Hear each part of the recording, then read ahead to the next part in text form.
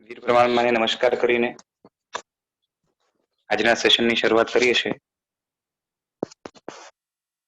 મનોવિજ્ઞાન અને આત્મશુદ્ધિમાં આપણે જે પુસ્તક વાંચન કરતા હતા એમાં હવે આપણે આગળ વધી રહ્યા છીએ. લગભગ 25 પેજ સુધી આપણે પહોંચ્યા હતા, ત્યાંથી હવે આગળનું આપણે કરીએ.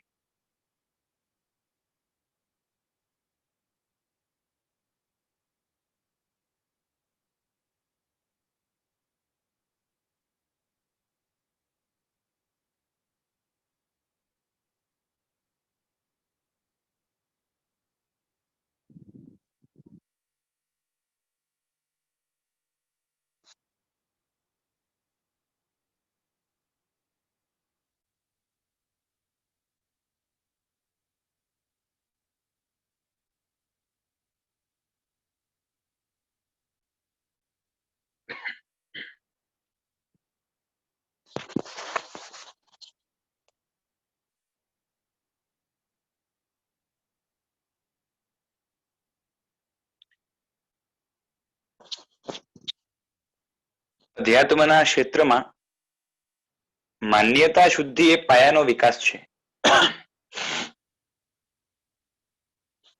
આપણે લાસ્ટ ટાઈમ જોયું હતું, last time in the sense જ્યારે આ ટોપિક ચાલતો હતો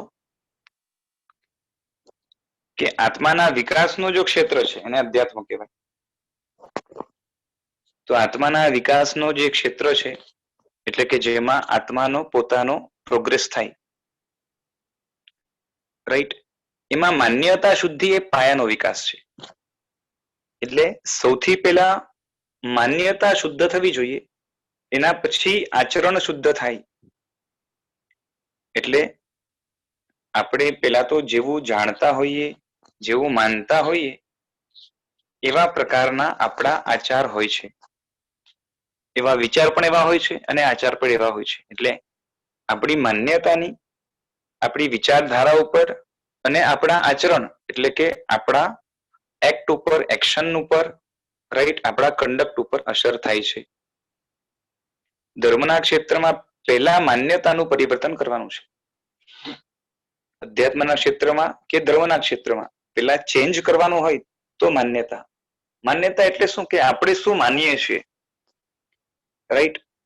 જેમ હમણાં આપણે જે અમુક 2-3 સેશન્સ સુખ દુઃખ ઉપર જોઈ ગયા, તો ભ્રમના કારણે ઘણા જગતના જીવો મોટા ભાગે શું માનતા હોય છે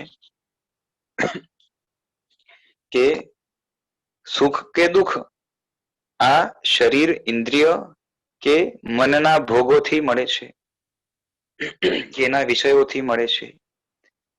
પરંતુ ઊંડાણથી વિચાર કરવામાં આવે અને કમ્પેરેટિવ સ્ટડી કરવામાં આવે તો એકદમ સ્પષ્ટ થાય કે ઇન્દ્રિયના ભોગો કે વિષયો, શરીરના ભોગો કે વિષયો, કે મનના વિષયો એ બધા એકચ્યુઅલી સુખ નથી આપતા.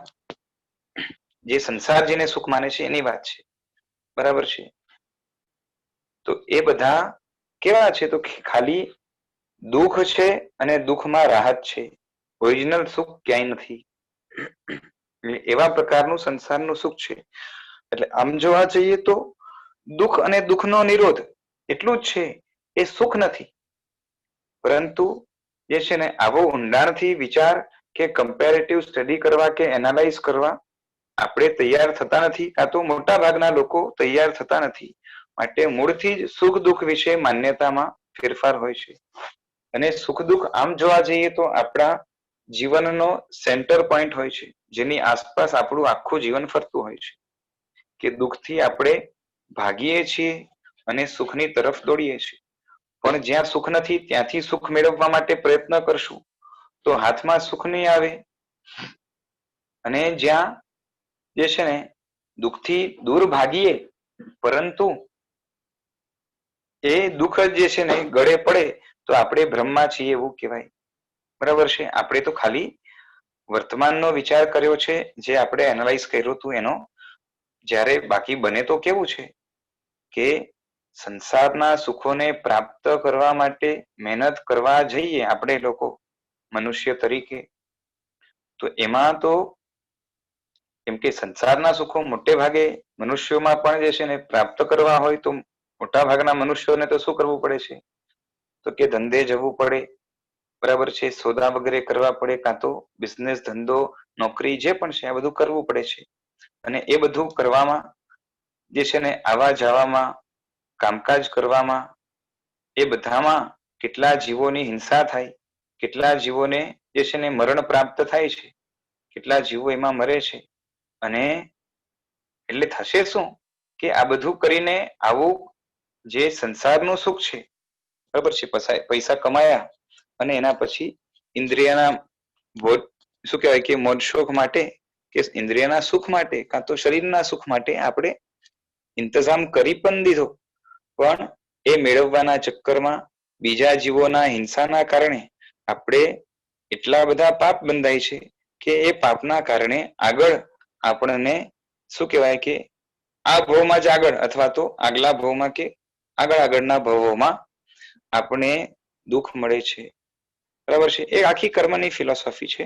ખાલી હિન્ટ તરીકે કહું છું કે બને છે એવું કે જગતના જીવો દુઃખથી દૂર ભાગે છે, પરંતુ દુઃખ એની જે છે ને સાથે સાથે જ આવે છે, કાં તો પાછળ પાછળ જ આવે છે. એટલે કેટલું પણ દૂર ભાગે, દુઃખથી ભાગવા માટે જો વિવેક નહીં હોય, દુઃખથી છુટકારો મેળવવા માટે સાચા સુખ દુઃખના વિભાગો નહીં સમજ્યા હોય, તો જે છે ને ખોટા સુખની પાછળ દોરશું તો સુખ હાથમાં નહીં આવે, ઉલટાનું દુઃખ હાથમાં આવશે. દુઃખથી દૂર ભાગવાનો પ્રયત્ન કરશું, એ ચક્કરમાં પણ દુઃખ આપણે જ બનારે પડવાનું છે. એટલે મેળવવા જઈએ સુખ તો પણ દુઃખ આવે છે, અને દુઃખથી દૂર જઈએ તો પણ દુઃખ આવે છે. આવું સંસારનું સ્વરૂપ છે, અને એની પાછળના ચોક્કસ કારણો બરાબર છે એ રહેલા છે. એનું થોડુંક હિન્ટ આપણે સુખ દુઃખના જે ક્લાસ હતા એમાં આપણે જોયું. એટલે મૂળમાં આ તો સુખ દુઃખની વાત થઈ. આવી તો કેટલી અલગ અલગ પ્રકારની ભ્રમણાઓ, ભ્રમો આપણા મનની અંદર પડ્યા હોય છે, અને એ જો દૂર ન થાય, બરાબર છે, સમજવામાં ન આવે, તો આપણા જીવનના અસ્તિત્વ સાથે કે આપણા જીવનના શું કહેવાય કે ઘટનાઓ સાથે, જીવનની ઘટનાઓ સાથે એમાં ક્યાંય ને ક્યાંય આપણે થાપ ખાઈ જશું. અને અલ્ટિમેટલી બનશે એવું કે દુનિયાની દ્રષ્ટિએ કદાચ આપણું જીવન સક્સેસફુલ હોય, પરંતુ આત્મિક દ્રષ્ટિએ તો આપણે ખાલી ને ખાલી રહી જશું, અથવા તો જે છે ને જેટલા ખાલી હતા એના કરતા વધારે ખાલી થઈ જશું. એટલે આવી થાપ ન ખવાય માટે મૂળથી જે વસ્તુઓ છે એને શાંત ચિત્તે, ઠંડા મગજથી બધા પ્રેજુડાઇસીસ સાઈડમાં રાખીને મધ્યસ્થ મનને બનાવીને જે છે ને કોઈ વસ્તુમાં તણાઈ જઈને નહીં, પરંતુ વિચારવામાં જે છે ને બેલેન્સ રાખીને શું કહેવાય કે સત્યની કે હકીકતની તહ સુધી કે શું કહેવાય કે તળેટી સુધી, એટલે કે એકદમ જ એ ડીપ સુધી એનું એનાલાઇઝ કરીએ તો જ જે છે ને સારા કે સાચા સત્યો આપણે મળે. એટલે ધર્મના ક્ષેત્રમાં તો એ પેલા રહેવાનું છે. એટલે કે માન્યતા પેલા શુદ્ધ થવી જોઈએ. માન્યતા શુદ્ધ થાય. માન્યતા એટલે શું આપણે માનીએ છીએ, કેના ઉપર આપણે શ્રદ્ધા છે. શ્રદ્ધા એટલે કોરી શ્રદ્ધા નહીં. ઘણાને તો શ્રદ્ધા શબ્દથી જે છે ને એવું લાગે કે જે છે ને એ કોઈએ કીધું કાં તો ભગવાને કીધું એટલે માની લેવું, એટલે આસ્થા કે શ્રદ્ધા. પણ આવો કોરો શબ્દ શ્રદ્ધા નથી. આ તો આપણે લાગે છે. બાકી શ્રદ્ધા એટલે શું કે જેને આપણે બિલીવ કરીએ છીએ. હવે બિલીવ જો કોરી હોય તો એ વધારે વખત ટકશે નહીં. એટલે બિલીફની પાછળ જો એકદમ પ્રોપર સબસ્ટેન્શિયલ કારણો હોય, કે રિજિડ કારણો હોય, કે ફર્મ કારણો હોય, કે મજબૂત કારણો હોય, એટલે કે લોજિકલી પોતાના જીવન સાથે ટેલી થાય એવા પ્રકારના સત્યો એને તટસ્થતાથી એટલે કે ઊંડાણપૂર્વક એનાલાઇઝ કરવાનો કે જાણવાનો પ્રયત્ન કરીએ તો સાચા તથ્યો આપણે જાણવામાં આવે, અને એનાથી આપણા જીવનની અંદર જે છે ને એ કદાચ સુખ દુઃખ એટલા બધા એમાં ફેરફાર કદાચ આ ભવમાં ન થાય, પરંતુ મનની દ્રષ્ટિએ મન ઘણું શાંત થઈ જાય, આત્માની દ્રષ્ટિએ આત્મા ઘણો હળવો થઈ જાય, અને પરભવની દ્રષ્ટિએ તો ચોક્કસ સુખી થાય, અને પરંપરાએ જઈને એ મોક્ષમાં પણ જાય છે. એટલે કે મુક્ત થઈ જાય છે બધા જ સુખ દુઃખથી, બધા જ સંસારના સુખ દુઃખથી. અને આત્માનું અલગ પ્રકારનું જે સુખ, આપણે જે સુખ દુઃખના લેક્ચરમાં વાત થઈ હતી કે અલગ પ્રકારનું એટલે કે સંસારમાં જે સુખ દુઃખ છે એવા પ્રકારનું જે છે ને નથી દુઃખ કે નથી સુખ મોક્ષમાં. અને આમ જોવા જઈએ તો મોક્ષમાં કોઈ દુઃખ જ નથી, માત્ર સુખ જ છે, પણ એ સુખ પણ સંસારના સુખથી આખું જુદું છે. કારણ કે સંસારના સુખ એ ઇન્દ્રિય, શરીર અને મન ઉપર ડિપેન્ડન્ટ છે, જ્યારે ત્યાં સ્વાભાવિક આત્માનું સહજ આનંદ કે સુખ છે. બરાબર છે. એ બધું ડિટેલમાં હમણાં આમાં કદાચ આગળ આવશે, પરંતુ હમણાં તો ખાલી એક હિન્ટ રૂપે કહું છું. હવે શું લખ્યું છે આગળ કે ઘણી વ્યક્તિઓ ધર્મના ક્ષેત્રમાં આવે ત્યારે પુણ્ય પાપ આત્મા કર્મ મોક્ષ માને, પરંતુ મોક્ષમાં અનંત સુખ છે, સંસારનું સુખ આભાસિક છે તેવું કહીએ તો માનવા તૈયાર ન થાય. અને આ જ મૂળ માન્યતાની ફેરબદલી કરવાની છે. બરાબર છે કે સંસારના સુખ છે એ આભાસ માત્ર છે, એટલે આપણે સુખ જેવું લાગે છે ખરેખર એ દુઃખનો જે છે ને પ્રતિકાર છે, દુઃખનો નિરોધ છે, કાં તો દુઃખનો જે છે ને દબાવવાનો પ્રોસેસ છે, કાં તો દુઃખને ટેમ્પરરી શાંત કરવાનો પ્રોસેસ છે. વારંવાર એ દુઃખો ફરી ફરી જીવનમાં આવ્યા કરશે. એટલે આભાસ થાય છે. અને મનના જે છે એમાં તો ઘણા બધા કાલ્પનિક પણ છે કે આ મળે તો સુખી હું થાવ એવા પ્રકારની ઈચ્છા કર્યા કરે. અને જ્યારે મોક્ષમાં તો ખતમ ન થાય અને એક ક્ષણનું પણ જે છે ને સુખ હમણાંના કમ્પેરિઝનમાં જે છે ને કેવું થાય તો ગણીએ તો પણ અનંત ગણું થાય. એટલે અનંત સુખ છે અને અવ્યાબાદ સુખ છે, જેમાં કોઈ બાધા નથી, જેમાં દુઃખ મિશ્રિત નથી અને આગળ જઈને પણ એમાં ક્યારેય ખંડ આવવાનો નથી. એટલે કે કન્ટિન્યુઅસ હંમેશા માટે રહેવાનું છે. બરાબર છે. એટલે આ જ પેરેગ્રાફ આપણે વાંચ્યો હતો અને એના ઉપરથી અશોકભાઈએ વાત કરી કે થોડુંક આત્માના અને સંસારના સુખનું જે છે ને સુખ દુઃખનું થોડુંક વિશ્લેષણ એ કરો તો સારું. માટે આપણે 3 એના ઉપર સેશન્સ આપણે લીધેલા. હવે આગળ ચાલીએ. દ્રષ્ટાંત તરીકે ગુરુ ભગવંત કહે છે કે કેશી ગણધરને જોઈને પ્રદેશી રાજા શું વિચારે છે, શું બોલે છે. બરાબર છે.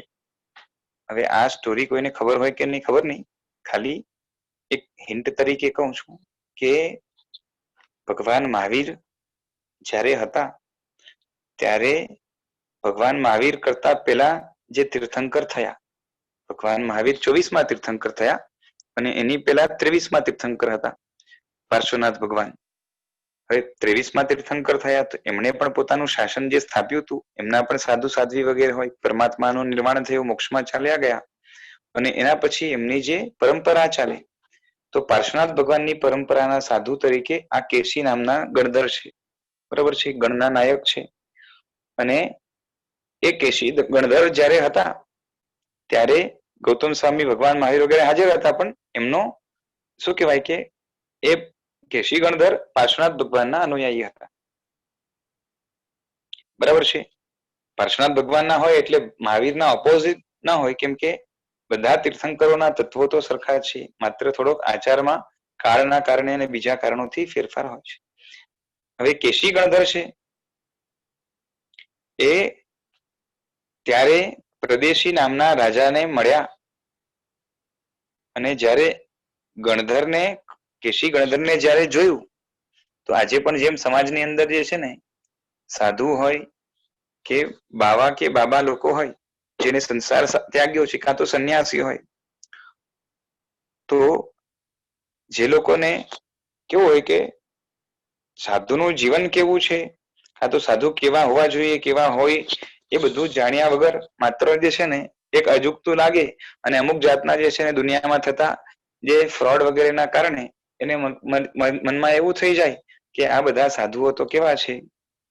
બરાબર છે કે એ સમાજનું ખાય છે, પીએ છે, જલસા કરે છે, ફ્રોડ કરે છે, આવું કરે છે, તેવું કરે છે અને શું કહેવાય કે સમાજ ઉપર એક જાતના બોજ છે અને સાથે સાથે ધર્મની વાતો કરીને આપસમાં બધાને લડાવે છે. આ ધર્મના, આ ધર્મના, આ પંથના, આ સંપ્રદાયના. બરાબર છે. એવું બધું મગજમાં ભરેલું હોય છે અને એના કારણે ઘણી બધી એલર્જી હોય છે. તો અહીંયા પણ જે છે ને એ આમને પણ અમુક જાતની જે છે ને મનની અંદર ગ્રંથિઓ એટલે પ્રિજુડાઇઝ હતા કે આ બધા જૈન સાધુ હોય છે મુંડિયા. મુંડિયા એટલે શું કે જેમણે મસ્તકે વાળ નથી હોતા એટલે મુંડિત મસ્તક હોય છે. તો કે આ મુંડિયા તો છે ને એ મારા નગરમાં ક્યાંથી ભરાઈ ગયા.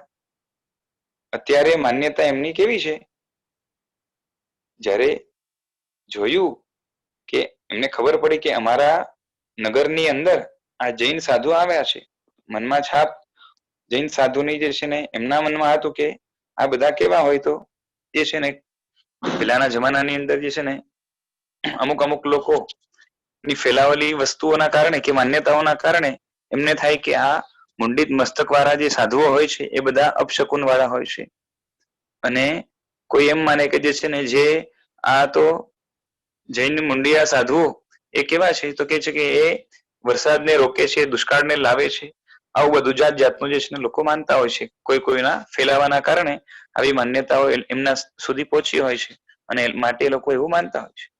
તો આવું કઈ ને કઈ જે છે ને મગજમાં હશે એટલે એ પ્રદેશી રાજા એ કેસી ગણધરને જોઈને કાં તો એમના સમાચાર મળતા કે કેસી ગણધર પોતાના સમુદાય સાથે એમને ત્યાં પધાર્યા છે, ત્યારે આખું ઊંધું વિચારે છે કે આવા મુંડિયા જે છે ને અમારા નગરમાં ક્યાંથી ભરાઈ ગયા, જ્યારે ખરેખર તો જો કેસી ગણધરનું એમના સાધુઓનું કેરેક્ટર જુએ, એમનું જીવન જુએ, એમની પવિત્રતા જુએ, એમનું સામર્થ્ય જુએ, એમની જે છે ને શું કહેવાય કે એ પોતાના પ્રત્યે અને જગત પ્રત્યે ઔચિત્ય અને વફાદારી જુએ, એને તો છે ને એને બહુમાન થઈ શકે, પણ એ બધું એને ખબર નહોતી. એટલે ફર્સ્ટ ટાઈમ જ્યારે એમને સમાચાર મળ્યા ત્યારે એમને થયું કે આ તો ગડબડ થઈ ગઈ, કે આવું ન હોવું જોઈએ, આવા લોકો આપણા નગરમાં ન જોઈએ. એટલે ત્યારે એમની માન્યતા આખી જુદી છે. પરંતુ પહેલી વખત જ એમની દેશના કે એમનું પ્રવચન એમણે સાંભળ્યું તો એમની આખી માન્યતા બદલાઈ ગઈ. એમણે અમુક જાતના પ્રશ્નો કર્યા અને રાજાને કેસી ગણધરે પોતાના જ્ઞાનથી એના જવાબ આપ્યા, એમને સંતોષ થયો અને એમણે પણ પૂછ્યું બધું કે જે છે ને આત્મા છે કે નહીં, પરલોક છે કે નહીં, પુણ્ય પાપ છે કે નહીં, બરાબર છે, એ બધું કલ્પના છે કે વાસ્તવમાં છે. અને આ પાસે હવે ગણધર હોય એટલે કે ગણના નાયક હતા, બરાબર છે, ભગવાનના શિષ્ય ગણધર એની વાત નથી અહીંયા. કેસી ગણધર એટલે જે છે ને ભગવાનના જે ગણધરો હોય છે, ભગવાનના ડાયરેક્ટ શિષ્ય જે ગણધર હોય એમના જે ગણ હોય, ગણ એટલે મોટો આખો સમુદાય, એના જે નાયક થાય એટલે કે આગળના જે છે ને એક ગણધર કાર કરી જાય તો એના પછી જે ગણનો નાયક કહેવાય એને પણ ગણધર કહેવાય. તો એ રીતે કેસી ગણધર છે, અને ગણના નાયક છે એટલે સમજો કે કેટલા જે છે ને પોતે ભણેલા, વિદ્વાન અને ચારિત્ર સંપન્ન હશે. એટલે એમને જ્યારે પૂછવામાં આવ્યું તો એમને પણ જે છે ને પ્રભાવક પ્રતિભા પણ હતી, બરાબર છે, અને સંયમનું બળ હતું, આત્માનું જે છે ને શું કહેવાય કે શુભ અને શુદ્ધ ભાવોનું બળ પણ હતું, અને સંચાલન શક્તિ પછી પ્રભાવક શક્તિ આ બધું જોરદાર હતું, અને વાણીની પણ જે છે ને એ અમોઘ શક્તિ હતી. માટે એમણે બરાબર જે છે ને દલીલો, દાખલાઓ આપીને એમને કન્વિન્સ કરાવી આપ્યું કે આત્મા છે, બરાબર છે, પરલોક પણ છે, પરલોક એટલે આગળનો ભવ, પાછળનો ભવ, એની પેલાનો ભવ, એ બધું હોય છે, પુણ્ય પાપ હોય છે, આ બધું હકીકતમાં છે પરંતુ કલ્પના નથી, અને નક્કર વાસ્તવિકતા છે. એટલે હવે પાયામાંથી જ માન્યતા તેમની બદલાઈ ગઈ. એટલે હવે આત્માને નહોતો માનતો એ આત્માને માનતો થયો, પરલોકને નહોતો માનતો પરલોકને માનતો થયો, રાજા પુણ્ય પાપને નહોતો માનતો એને પણ માનતો થયો. અને પાછે જૈન સાધુઓ પ્રત્યે એમને જે તિરસ્કાર ભાવ હતો કાં તો અબહુમાન હતું એ બધું પણ ગયું, ઉલટાનું બહુમાન થયું. એટલે આજ દિવસ સુધી તેઓ ખોટું માનતા હતા, અને મનની માન્યતા બદલી શકે તો ધર્મમાં ન ડૂબી શકે. સમજાય છે કે ધર્મમાં ડૂબી શકે એટલે છેતરાઈ ન શકે. લોકો આજે ઘણાને જે છે ને ધર્મની નેગેટિવ છાપ હોવાના કારણે, કે જેમ અમુક લોકો જે છે ને કેવા હોય છે કે ધર્મના ક્ષેત્રમાં આવીને ધર્મનું વાતાવરણ બગાડે, એટલે લોકોને પણ લાગે કે ધર્મના ક્ષેત્રમાં આવા લોકો છે, આ ધર્મ કેવું કહેવાય, બરાબર છે, અને આવા લોકો જે છે ને ઘણા લોકોને ભટકાય તો એને લાગે કે આ ધર્મના લોકો કે ધર્મ કરનારા લોકો તો આવા જ હોય છે. પણ બધા જ એવા હોય એવું નથી હોતું. સંસારમાં પણ જેમ સારા અને ખરાબ માણસો હોઈ શકે, બરાબર છે, એમ ધર્મની અંદર પણ જે છે ને અયોગ્ય માણસો હોય, એ પુણ્યના યોગે, કાં તો જે છે ને શું કહેવાય કે પૈસાના યોગે, કાં તો જે છે ને પોતાની એ વેસ્ટેડ ઇન્ટરેસ્ટના કારણે, કાં તો કોઈ બીજા કારણથી એ ધર્મના ક્ષેત્રમાં ઘૂસી ગયા હોય અને પછી એને ઇઝીલી કાઢી પણ ન શકાતું હોય અને આમ નડતર રૂપ ન બનતો હોય તો કોઈ કાઢે પણ નહીં, અને નડતર રૂપ બને તો એ છે ને કાઢવાની કોઈને હિંમત ન થાય માટે પણ ત્યાં પડ્યા હોય. અને બધાને કાઢવું જોઈએ એવું નથી, પરંતુ જે છે ને વધારે હેરાન કરે તો એને ધર્મના ક્ષેત્રમાંથી એને બાકાત કરવો પણ પડે. પણ આવા ઘણા બધા જ્યારે અયોગ્ય જીવ ધર્મના ક્ષેત્રમાં આવી જાય તો ધર્મના નામે ઝઘડા પણ કરે. બરોબર છે. આમ જોવા જઈએ તો ધર્મ એકચ્યુઅલી તો એવી વસ્તુ છે જે જગતના સંકલેશ, સંતાપ, ઝઘડા, બરાબર છે, એ બધું મિટાવવા માટે છે.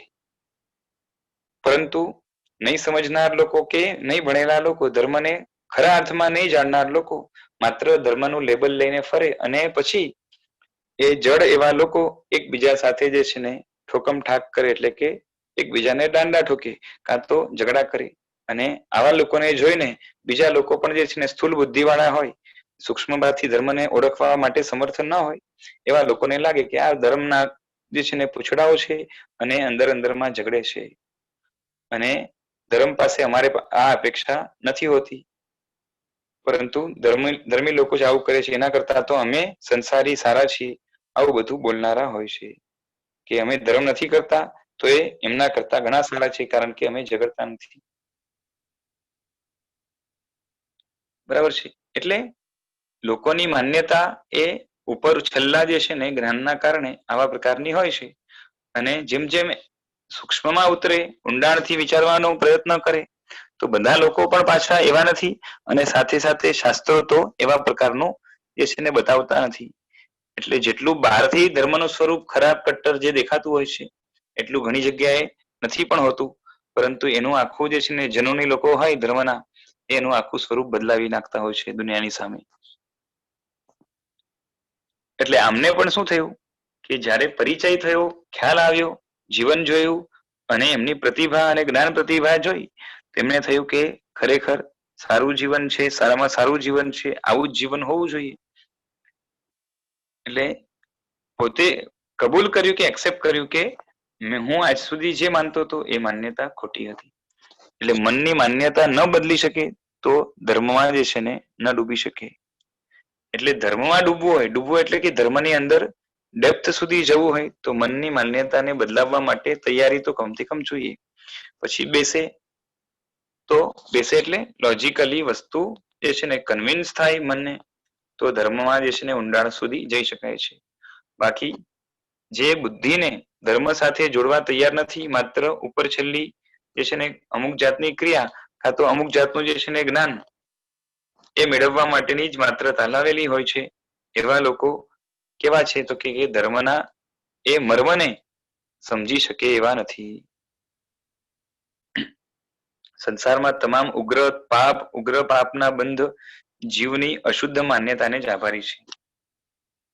આખા જગતમાં જે મોટા મોટા પાપો થાય છે, કાં તો મોટા પાપનો શું કહેવાય કે બંધ થાય છે, બંધ એટલે પાપ બંધાય છે, બરોબર છે. એનું કારણ જો મોટું કે મુખ્ય કારણ હોય તો અશુદ્ધ માન્યતા છે, કે આપણે હોવું જોઈએ એના કરતા જુદું માનીએ તો એક ખોટી માન્યતા કે અશુદ્ધ માન્યતા થાય અને એના કારણે જ જગતની અંદર મોટા ભાગે ત્રાસ અથવા તો જે છે ને કહેવાય કે ઝઘડાઓ એ બધા ફેલાતા હોય છે. કાં તો મોટા મોટા જે છે ને હિંસાદી પાપો, ખોટા મોટા જે છે ને જૂઠ, ચોરી, આવા ભ્રષ્ટાચાર, આ બધા જે છે ને કાં તો ભ્રષ્ટ ભાવો એ ફેલાય છે.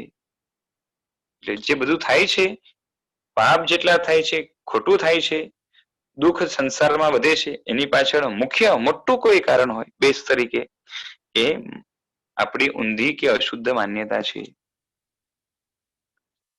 જેમ હવે દ્રષ્ટાંત આપ્યું કે પ્રસન્નચંદ્ર રાજર્ષિના જીવનમાં પણ ખાલી વિચારો નથી બદલાયા, પણ આખી માન્યતા બદલાઈ ગઈ છે. પ્રસન્નચંદ્રનું દ્રષ્ટાંત જે જોયું હતું રાજર્ષિનું, એમાં જે છે ને ખાલી જો એમના વિચાર શુદ્ધ હતા, સારા હતા, એના કારણે દીક્ષા લીધી, પરંતુ જ્યારે એમને થયું કે મારા દીકરાને જે છે ને એક તો મારા સાથે વિશ્વાસઘાત કર્યો, કેમ કે મને વચન આપ્યું હતું કે દીકરાને સાચવીશ અને દીકરો મોટો થાય એટલે રાજગાદી ઉપર બેસાડીશ, પરંતુ એમણે વિશ્વાસઘાત કર્યો અને ઉપરથી મારા દીકરાને હેરાન કરે છે. એટલે આખી માન્યતા બદલાઈ ગઈ. બરોબર છે. શું માન્યતા બદલાઈ ગઈ કે સાધુ તરીકે જે ન વિચારવું જોઈએ એટલું તો વિચાર્યું, ઉલટાનું પાછું એને સંસાર કે રાજભોગ છે કે રાજ્ય સત્તા છે, એ સત્તા એને કાં તો જે છે ને દીકરાનો રાગ પણ એ બધું જ જે છે ને એ ઉપાદેય બની ગયું. એ ઉપાદેય એટલે શું કે જીવનમાં આચરવા યોગ્ય, જીવનમાં મેળવવા યોગ્ય, જીવનમાં સાચવવા યોગ્ય. એટલે આખી જે છે ને માનસિક પરિસ્થિતિ બદલાઈ ગઈ. એટલે મિથ્યાત્વ આવી ગયું. તેમનામાં રાજબીજનું લોહી છે. રાજબીજનું લોહી એટલે શું છે કે એક રોયલ ફેમિલી છે, એનું એમાં બ્લડ છે. તેઓ ક્ષત્રિય સમ્રાટ હતા. ક્ષત્રિય એટલે ચાર જે મુખ્ય વર્ણ હોય છે ને, 4 વર્ણ, બ્રાહ્મણ, વૈશ્ય, ક્ષુદ્ર અને ક્ષત્રિય. તેમાં ક્ષત્રિયની ખાસિયત શું હોય છે કે જે કોઈના શું કહેવાય કે અંડરમાં સીધા જીવવા માટે તૈયાર ન હોય બની શકે ત્યાં સુધી, અને પોતાના બાહુબલ પછી પોતાની ચતુરાઈ, અમુક જાતની વિશિષ્ટ આવડતો અને લોહીની અંદર ગજબની ખાનદાનિયત, આવા પ્રકારના અનેક પ્રકારના ગુણો જે છે ને ક્ષત્રિયોમાં હોય છે. બરોબર છે. જે આમ સામાન્યથી બીજા વર્ણોમાં એટલે કે બ્રાહ્મણ, વૈશ્ય કે શૂદ્રમાં ઇઝીલી ન મળે. કોઈકમાં કોઈક ગુણ વિકસિત હોઈ શકે એવું બને, પણ સામાન્યથી ઇન જનરલ ક્ષત્રિયમાં જે છે ને એ શૌર્ય પ્રધાન હોય છે. એટલે એવા સમ્રાટ હતા, અને અન્યાય અનીતિની વાત આવે એટલે ક્ષત્રિયનું જે છે ને લોહી ઉકળી ઉઠે. એટલે આખી જિંદગી ક્ષત્રિય અન્યાય અનીતિ રોકવા માટે જે છે ને પ્રાણ પણ આપવા તૈયાર થઈ જાય. હવે આમણે દીક્ષા લીધી, એ દીક્ષા લેતા પહેલા મંત્રીઓ પાસેથી વચન લીધેલું. તેઓએ કહેલું કે તમે નિશ્ચિંત રહો તમારા રાજ્યનું અને દીકરાનું, અમારા પ્રાણ સાથે એટલે કે પ્રાણના ભોગે પણ અમે રક્ષણ કરશું. અમે તમારું લૂણ ખાધું છે એટલે મીઠું ખાધું છે, નિમક ખાધું છે, એટલે નમકની જે છે ને હરામી નહીં કરીએ, પરંતુ હલાલી કરશું. એટલે કે વફાદાર રહેશું, વફાદારીમાં પાછા નહીં પડીએ, આવું વચન આપ્યું. પછી આમણે દીક્ષા લીધી. હવે તેમને વૈરાગ્ય હતો, સંયમની ખૂબ ભાવના હતી, વૈરાગ્ય સાથે ઉતાવળ પણ હતી કે જેટલી જે છે ને જલ્દી દીક્ષા મળે એટલું સારું. આપણા શાસ્ત્રમાં જંગલીની જેમ દીક્ષા લેવાનું નથી કહ્યું. સંસારની આવશ્યક જવાબદારી પોતે પૂરી કરે. આમના માથે જે છે ને આખા રાજ્યની જવાબદારી હતી. રાજા તરીકે એમને નીકળી જાય કોઈને રાજ સ્થાપ્યા વગર તો પાછળથી અરાજકતા ફેલાય, કેટલા લોકો જે છે ને અંદરમાં ઝઘડે મરે, કેટલું બધું થાય, એ બધાનો જવાબદાર પોતે બની જાય. એટલે જેમ તેમ આ રીતે જવાબદારી જે છે ને કોકને સોંપીને પાછી યોગ્યને સોંપીને એ દીક્ષા લે તો આવું બધું ન થાય. એટલે આમ જેમ મન ફાવે તેમ દીક્ષા લેવાનું હોતું નથી. એટલે સંસારની આવશ્યક જવાબદારી પોતે પૂરી કરે અથવા જવાબદાર વ્યક્તિને સોંપી અને પછી દીક્ષા લે તેમ કહ્યું છે. જ્યારે આ તો સમ્રાટ છે, તેમણે આખી પ્રજાનું રક્ષણ કરવાનું આવે. રાજા તો પ્રજા માટે પિતાના સ્થાને છે.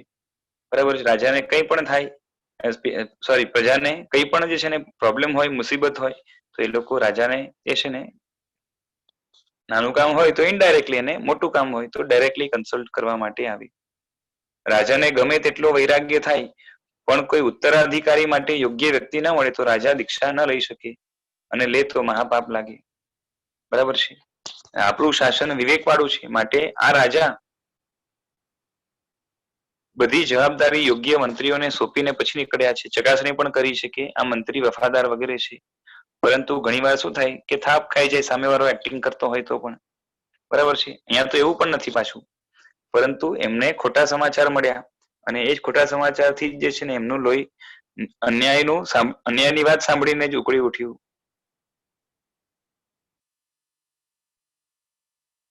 હવે આગળના પેજમાં શું આપે છે જોઈએ.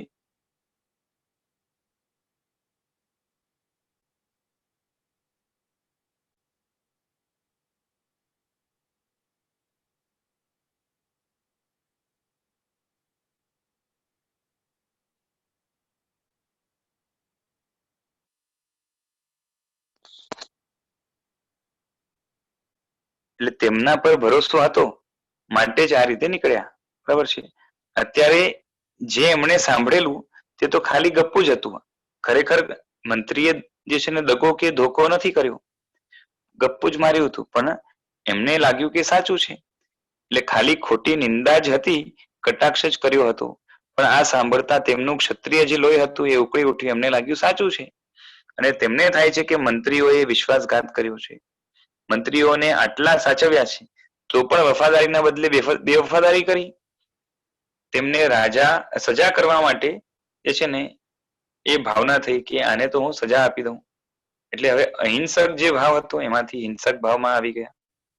છઠ્ઠું ગુણસ્થાનક કહેવાય. શાસ્ત્રમાં છે ને સાધુ માટે મિનિમમ, સાધુના ઘણા લેવલ હોય, એમાં જે મિનિમમ લેવલ છઠ્ઠું ગુણસ્થાનક જોઈએ, તો એમની પાસે છઠ્ઠું ગુણસ્થાનક છે. એનાથી પણ જે છે ને નીચે આવી ગયા. બરાબર છે. અને માન્યતા રૂપે તેમને ધર્મ ઉપર પણ દ્વેષ જાગ્યો કે આ ધર્મ ના જોઈએ જે પાછળથી આવો વિશ્વાસઘાત કરાવે છે. મારા આવા કઠોર જીવનમાં ધૂળ પડી કે આ આવું કઠોર સાધનામય જીવન ભલે જીવતો હો પણ એમાં જે છે ને ધૂળ પડી, સંયમમાં કઈ નથી, આવું થઈ ગયું. અને જેમ તેમને પણ ધર્મ કરતા આમ જોવા જઈએ તો બધી જ જે છે ને પ્રાપ્તિ કે ઉપલબ્ધિ આત્માના સુખની એ બધી સંયમ દ્વારા, ધર્મમાં શ્રેષ્ઠ કોઈ વસ્તુ હોય તો સંયમ છે. એટલે સંયમ દ્વારા જ આગળના ગુણોની અને આત્માની શુદ્ધિની પ્રાપ્તિ બહુ સહેલાઈથી થઈ શકે છે. અને સંયમ જ આમ જોવા જઈએ તો લક્ષ્યરૂપ છે. માટે સંયમ પરમ ઉપાદેય છે, મેળવવા યોગ્ય, જતન કરવા યોગ્ય, વૃદ્ધિ કરવા યોગ્ય કોઈ હોય તો ધર્મરૂપે શ્રેષ્ઠ આ સંયમ છે. એ એવું હોવું જોઈએ, પરંતુ એમના વિચાર બદલાયા એટલે એમને લાગ્યું કે આ તો જે છે ને ચારિત્ર ઉપર ધૂળ પડી. બરાબર છે. એટલે એમને થયું કે આ સંયમમાં કઈ નથી, ખરેખર જે છે એ બધું સંયમ દ્વારા જ મળે છે. એટલે આખી માન્યતા બદલાઈ ગઈ. જેમ તમને પણ ધર્મ કરતા આકસ્મિક કોઈ તકલીફ આવે તો શું થાય, કેવો ભાવ આવે કે ધર્માત્માને ત્યાં ધાડ પડી, ધર્મમાં કઈ નથી, આમ માન્યતા ઉલટી થાય. બરાબર છે. તે મિથ્યાત્વ રૂપ જે છે ને ભયંકર દોષ છે. આ મહાત્માએ નાની ભૂલ કરી છે અને આટલી મોટી સજા થઈ છે તેવું નથી. કુદરતમાં નાની ભૂલની મોટી સજા નથી હોતી. ભૂલને સમજતા આવડવું જોઈએ કે એમની ભૂલ બહુ મોટી છે, કારણ કે માન્યતા જ આખી ફરી ગઈ છે. ગુણસ્થાનકની દ્રષ્ટિએ કોઈ ગુણસ્થાનક જાણતું હોય કે ભણ્યો હોય તો એ છે ને સાધુનું છઠ્ઠું ગુણસ્થાનક હોય છે. એટલે અધ્યાત્મમાં વધતા વધતા છઠ્ઠા લેવલ સુધી પહોંચ્યા છે. જ્યારે હવે આવા વિચાર આવ્યા એટલે ડાયરેક્ટ છે ને ફર્સ્ટ લેવલ સુધી પહોંચી ગયા. ઓકે, જે લેવલ 1 હોય. વિશાલભાઈ, બરોબર છે. વિશાલભાઈ, જી જી, તમે કીધું કે બહુ મોટી સજા, બહુ ભયંકર દોષ છે કે મોટી નાની ભૂલની મોટી સજા નથી. બરોબર છે. એક માન્યતા આટલી ફરે એટલી અંદર આટલું મોટું એવું તો શું છે? કેવું છે કે આપણી બધી જ એક વાત સમજો કે કર્મ જે પણ બંધાય છે આપણે, બરાબર છે, એ બધા કર્મ એની અંદર એની જે ઇફેક્ટિવિટી છે ને, કર્મ જે પણ બંધાય એમાં પાવર, ઇફેક્ટ એટલે ઇફેક્ટિવિટી એટલે પાવર. એ પૂરનાર કોઈ વસ્તુ હોય તો કશાય છે. કશાય એટલે ક્રોધ, માન, માયા, લોભ, રાગ, દ્વેષ વગેરે. અને એ કશાય કરવામાં પાયારૂપ કોઈ હોય તો આપણી ઊંધી માન્યતાઓ હોય છે. બરાબર છે. ઊંધી માન્યતાઓ એટલે જે જેવું નથી એને એવું માનીએ અને જે જેવું છે એના કરતા વિપરીત માનીએ. આવા પ્રકારનું જે છે એટલે શું થાય છે કે માન્યતા ખોટી તો ન કરવા યોગ્ય એવા કશાય થાય અને એના કારણે પાપ બંધાય છે. એટલે હવે થાય છે શું કે એકદમ બેસિક વસ્તુ હતી. તમે વિચાર કરો કે જે છે ને આમ એક મોટી બિલ્ડિંગ હોય, બરાબર છે, અને એમાં જે છે ને સમજો કે 10 માળાની બિલ્ડિંગ છે. હવે 10 માળાની બિલ્ડિંગમાંથી સરકારને ખબર પડી કે જે છે ને આ આપણે પરમિશન 9 માળાની આપી હતી, આને 10 માળા બાંધી દીધા. બરાબર. હવે સરકારી માણસો આવીને એ નીચેનો માળો તોડી નાખે કે 10 માંથી એક તોડવાના જ છે ને, તો નીચેનો એક માળ તોડી નાખે. તો શું થાય? ખાલી પેલા માળાવાળા હેરાન થાય, જે નીચેનું પેલું માળું તોડ્યું એ લોકો હેરાન થાય, કે આખું ધરાશાયી થઈ જાય? આખું બિલ્ડિંગ બરાબર છે, નીચે આવી જાય. એટલે માન્યતા પણ એવી વસ્તુ છે કે જેના આધારે આપણું જે છે ને આખું જીવન ટકેલું હોય છે. એટલે જેવી માન્યતા છે એના આધારે જે છે ને આપણા જીવનની બધી જ ક્રિયા, બધું જ ઘટનાઓ રહેલી હોય છે. એટલે પાયાની વસ્તુ જ જો ગડબડવાળી થઈ જાય, બરાબર છે, ઉપરનો એક માળો તોડે તો બહુ ફરક ના પડે, બરાબર છે ને, એક જ માળાને તકલીફ થાય. ઉપરનો માળો તોડો, 10 માળનો છે, તેમાં 10મા માળાને જે છે ને તોડી નાખ્યું તો ખાલી ઉપરના માળાનું જે છે ને થોડુંક નુકસાન થાય, થોડાક લોકો ત્યાંના લોકો હેરાન થાય, બરાબર છે, પણ 9 માળા સુધી તો સેફ રહે ને. પરંતુ પાયાની વસ્તુમાં જે છે ને ગડબડ ગોટાળો કે પોલમપોલ થઈ જાય કાં તો તૂટી જાય, તો જેમ આખી બિલ્ડિંગ તૂટી જાય છે એમ માન્યતા બહુ બેસિક વસ્તુ છે, અને એમાં જો ગડબડ આવી જાય તો આખું ધૂળ ધાણી થઈ જાય. પછી ઉપરના જે ગુણો છે, જેમ દાખલા તરીકે માન્યતા છે એ પાયાની વસ્તુ છે, પછી એના ઉપર જે છે ને કષાયો ઉપરનો કંટ્રોલ છે, બરોબર છે, અપ્રશસ્ત માંથી પ્રશસ્ત કષાય. હજી ઉપર જઈએ તો આપણે અપ્રશસ્ત કષાયમાંથી પ્રશસ્તમાં જે આવ્યા હતા, એટલે કે આપણી ભાષામાં કહીએ તો જે છે ને અશુભમાંથી શુભમાં ગયા, પછી આગળ જઈને શુભને પણ છોડવાનું આવશે, બરાબર છે. એ આગળના ઉપરના માળા છે. તો ઉપરના માળામાં કંઈક ગડબડ થાય તો એક લેવલ નીચે આવશે, બહુ મોટું નુકસાન નહીં થાય. પરંતુ જે છે ને નીચેનો જે છે ને પાયો ખસી જાય તો ઉપરના બધાએ પડવું પડે. અને માટે જે છે ને એક જાતનું શું કહેવાય કે નીચેનું આવી ગયું એટલે નીચેનું જે હતું એ ગડબડ વાળું થઈ ગયું, બરાબર. જેમ બિલ્ડિંગમાં પણ જે છે ને નીચેનું પાયું જો કમજોર થઈ જાય કાં તો એની સ્ટ્રેન્થ ઓછી થઈ જાય તો પણ બિલ્ડિંગ ઉપર અસર થાય ને, એની લાઈફ ઘટી જાય કે નહીં. અને એના કારણે અચાનકથી જો પડે તો કેટલા લોકોને સફર કરવાનું આવે.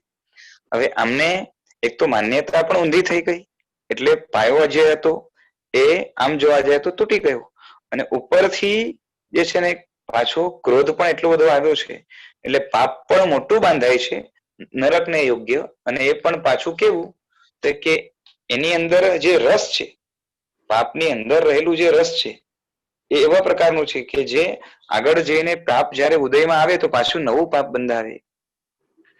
આ માન્યતા અને સાથે ક્રૂરતા કે હિંસાના ભાવો આવ્યા એના કારણે આખું પરિવર્તન થયું છે. એટલે હવે મનની અંદર આખું યુદ્ધ રમાય. બોલ્યા એ તમે હેલો, આપનું છે ને અવાજ ક્યાંક કટ થાય છે થોડું. હવે આવે છે અવાજ? હા, હજી પણ થોડુંક તો છે જ ગડબડ.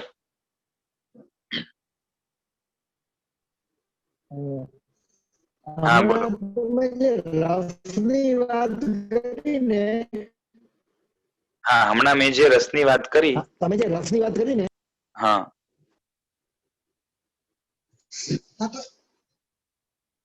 હલો, હા બોલો. હા, અનુબંધનો વિષય આની અંદર આગળ આવશે આપણે? હા, અનુબંધ કેમ કે માન્યતાથી એનો લેવા દેવા છે એટલે આવશે જ, અનુબંધની વાત આવશે. નહીં આવે તો હું લઈશ. હા જી, ઓકે. કેમ કે શું છે, જે હમણાં જે રસની વાત કરી એ અનુબંધ રૂપ છે. એટલે પુણ્ય પાપના જે ભાંગા વગેરે છે એવું હશે તો વચ્ચે એકવાર લેવું હોય તો લેક્ચરમાં લઈ લઈશું, પછી આગળ આવશે તો એ હજી સ્પષ્ટ થશે, બરાબર છે. બાકી ઉપાડ હોય તો હમણાં વિષય ઉપાડ હોય તો ઉપાડીએ તો પણ વાંધો નથી. પુણ્ય પાપની વાત, હા હા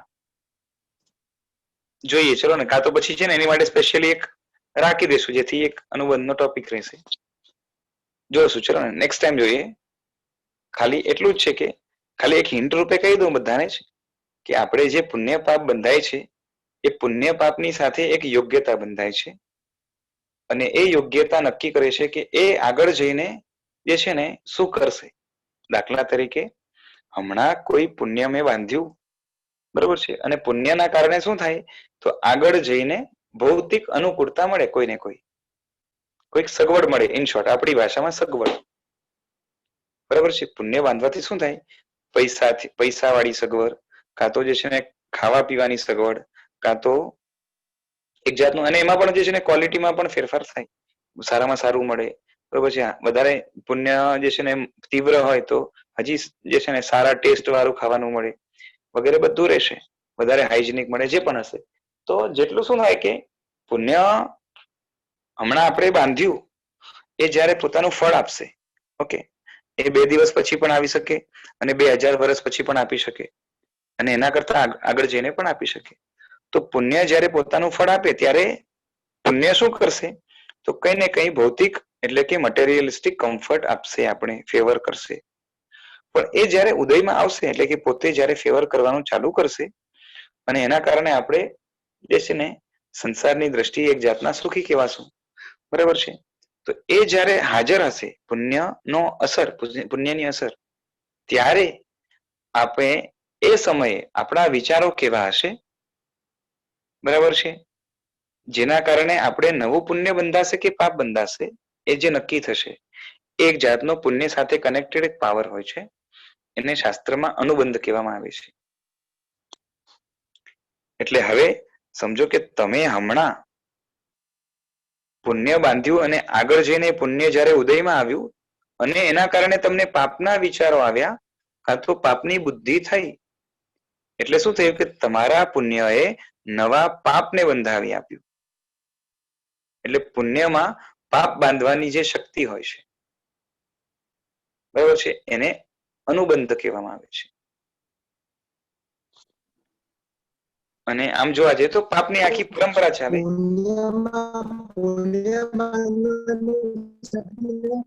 એટલે પુણ્યમાં એટલે પુણ્ય સાથે, પુણ્ય તો પોતાનું કામ કરે.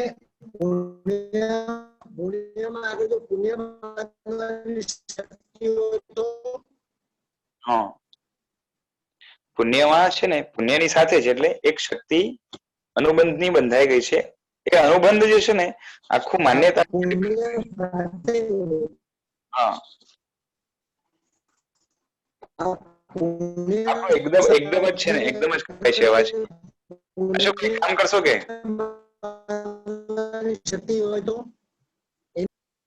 આપનો છે ને બિલકુલ નથી આવતો અવાજ, સાવ પેલું થાય છે. એવું હોય તો ટાઈપ કરીને મોકલો, ફાવે તો.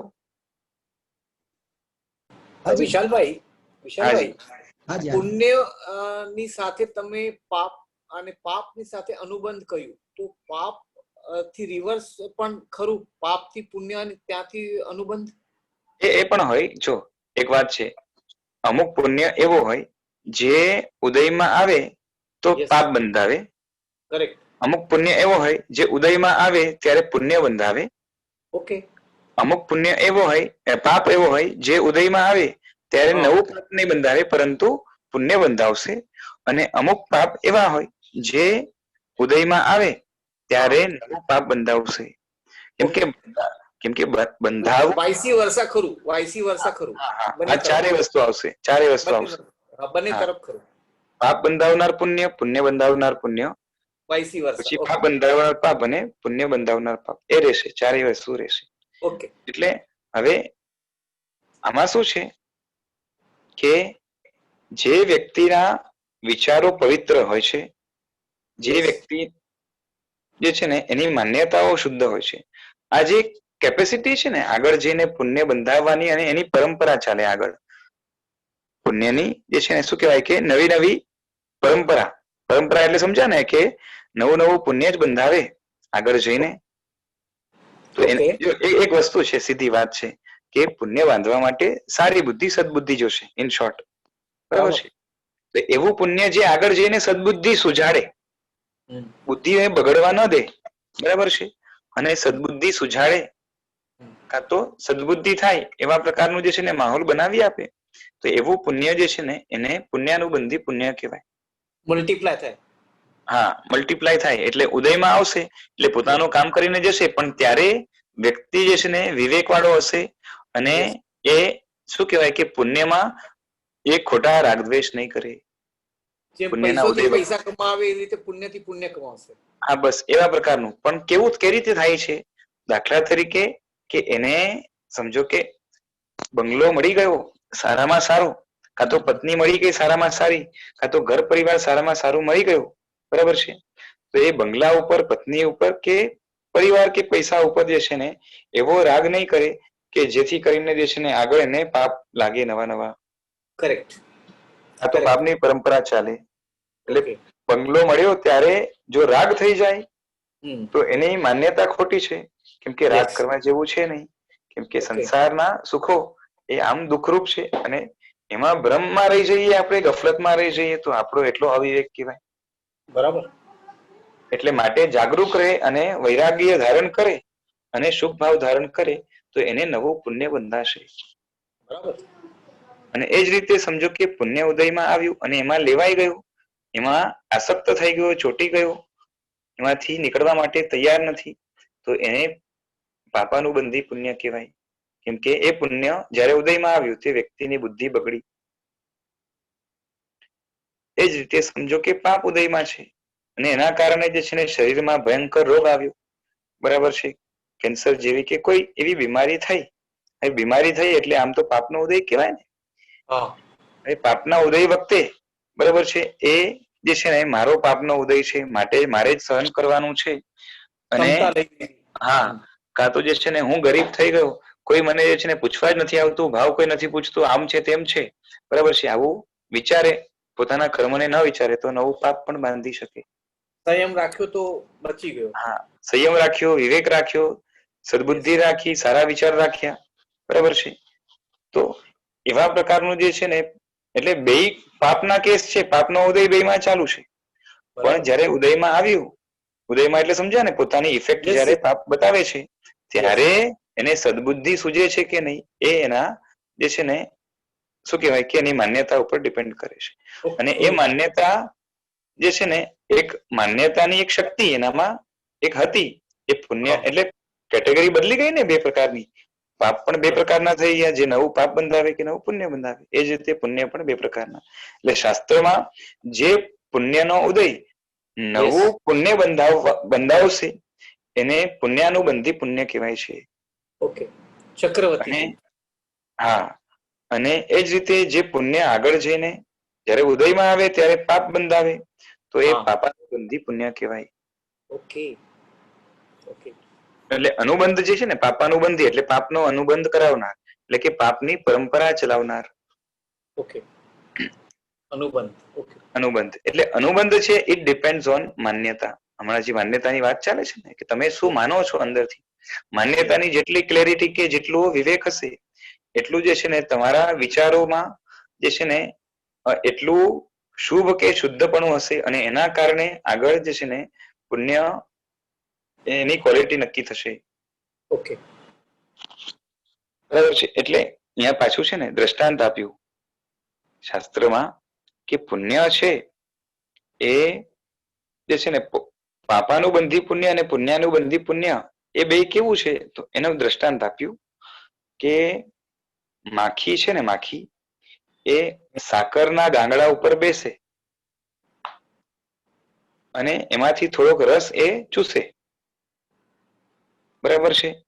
અને એને જરાક ક્યાંક ખતરો લાગે કાં તો એને થાય કે બસ બહુ થઈ ગયું, કાં તો એને લાગે કે હવે કંટાળો આવે છે એટલે એને ઉડવું હોય તો ઉડી જાય ત્યાંથી.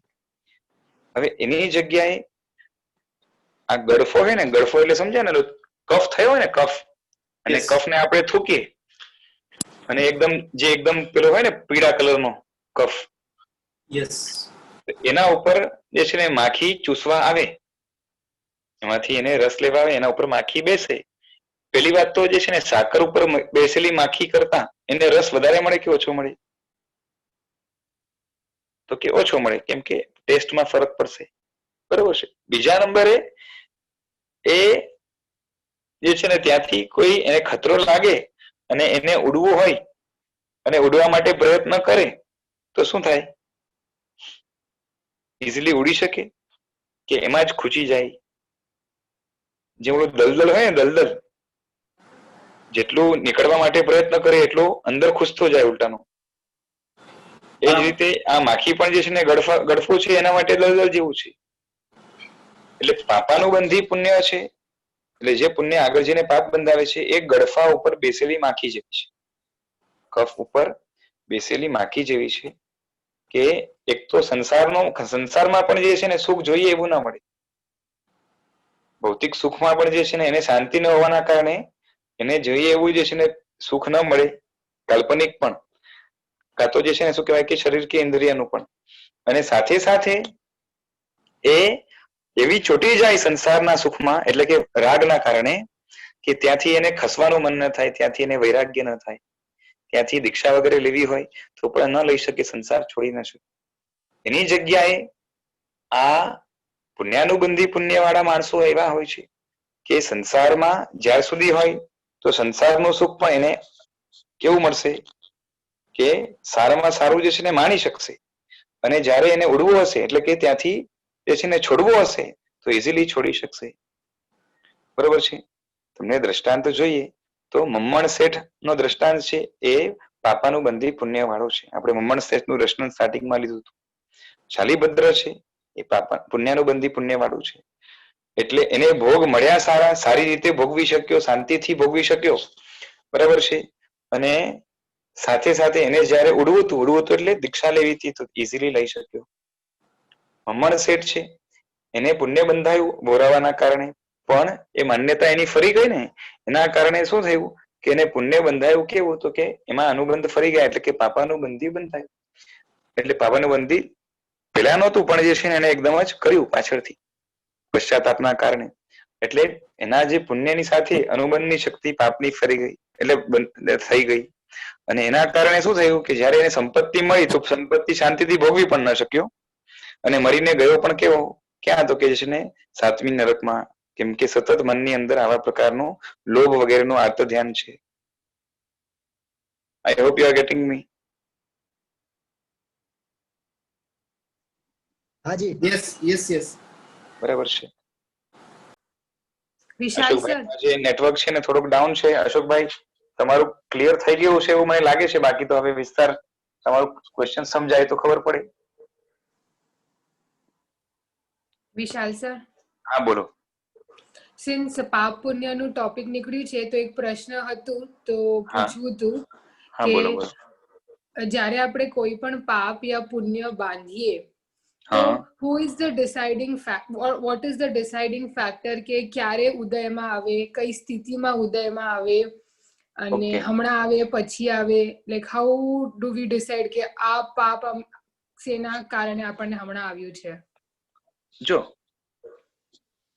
જ્યારે પુણ્ય કે પાપ બાંધીએ છે, એક તો જે છે ને પુણ્ય કે પાપ જ્યારે બાંધ્યું ત્યારે તરત ઉદયમાં નથી આવતું, એને થોડોક સમય લાગે છે, એના પછી ઉદયમાં આવે. ઓકે. એટલે નેક્સ્ટ મોમેન્ટ ઉપર સીધું ના આવે, એને સમય લાગતો હોય છે. જેમ આંબાનું બી વાવ્યું તો જે છે ને અમુક વર્ષો લાગે પછી એમાંથી આંબા આવે, તો એ રીતે પુણ્યનો પણ જે છે ને ઇફેક્ટ કે એની અસરો એને થોડોક સમય લાગે. હવે કેટલો સમય લાગે એના ડિસાઇડિંગ ફેક્ટર્સ છે એ પણ શાસ્ત્રમાં આપ્યા છે, હું અહીંયા વિસ્તાર નથી કરવાનો, પરંતુ તમને જાણવું હોય તો એની માટે કર્મગ્રંથ પછી તત્વાર્થ આ બધા જે છે ને શાસ્ત્રોનો થોડોક કર્મ વિષયક જ્યાં ટોપિક હોય એનું થોડુંક અધ્યયન તમારે કરવું પડે. પણ એટલું છે કે કેવું છે કે પુણ્ય કે પાપ ઉદયમાં આવ્યો આપણે એ ખબર કેવી રીતે પડે? બરાબર છે. બાંધવાની વસ્તુ અલગ છે, પુણ્ય બાંધીએ એના માટે જે ભાવો જોઈએ એ અલગ વસ્તુ છે, અને એ જયારે ઉદયમાં આવે એટલે પોતાની અસર બતાવે એક આખી અલગ વસ્તુ થઈ ગઈ. ઓકે. આંબો જયારે વાવો ત્યારે ગોટલીની ક્વોલિટી વગેરે હોય એ ક્વોલિટીના હિસાબે પછી આગળ જઈને ઉદયમાં આવશે. હલકી ક્વોલિટીની ગોટલી હોય તો હલકી ક્વોલિટીનો જે છે ને એ ઝાડ થશે. આંબાની પણ અલગ અલગ પ્રકારની વેરાયટી હોય છે ને, હાપુસ હોય કે શું કહેવાય કે પેલી કેસર હોય કે જે પણ, બરોબર છે, જે ક્વોલિટી હોય એવા પ્રકારનું આગળ ફળ મળે.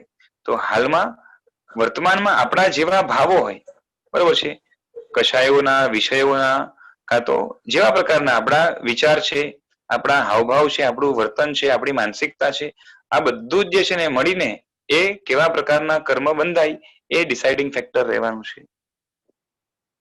અને જે છે ને શું થાય છે કે એ પછી જ્યારે ઉદયમાં ક્યારે આવે તો કે બંધાય ને ત્યારે નક્કી થઈ જાય કે આટલા ટાઈમ પછી ઉદયમાં આવશે.